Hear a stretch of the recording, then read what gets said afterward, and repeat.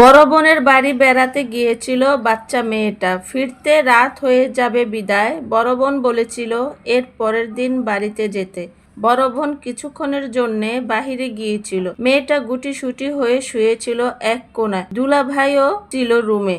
বড় বোন ভেবেছিল তার হাজবেন্ড যেহেতু আছে তাহলে আর কোনো সমস্যা হবে না। তারপর দুপুরের দিকে বড় বোন বাসায় এসে দেখে রুমে লাইট নিবানো, গুটগুটে অন্ধকার।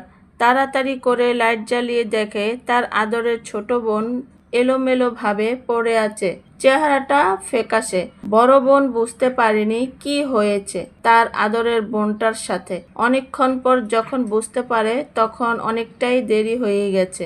বড় বোন হাত জোর করে শাশুড়িকে বলে তার বোনটাকে হাসপাতালে নিয়ে যাওয়ার জন্য, কিন্তু শাশুড়ি নিষেধ করেছিল ঘটনাটা যাতে জানাজানি না হয়, তাহলে নাকি মান সম্মান কমতি পড়বে তাদের।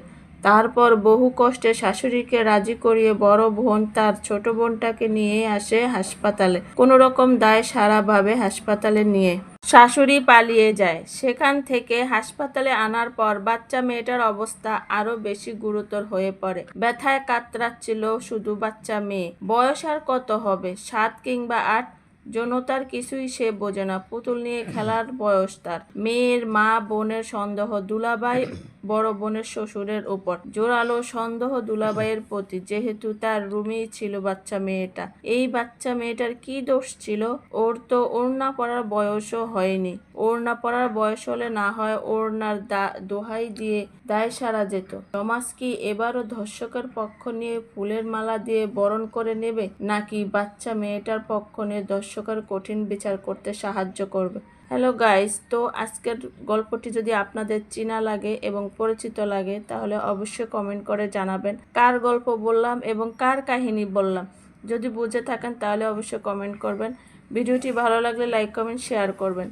আর এই বাংলাদেশে কি হতে চলছে তা তো সবাই দেখতে পাচ্ছেন।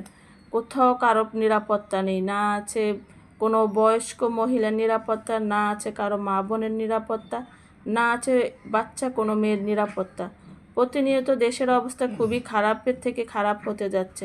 তাই আসুন সবাই সচেতন হই, সবাই সবার বাচ্চাকে সাহায্য করি যেন কারো কাছে না যাই।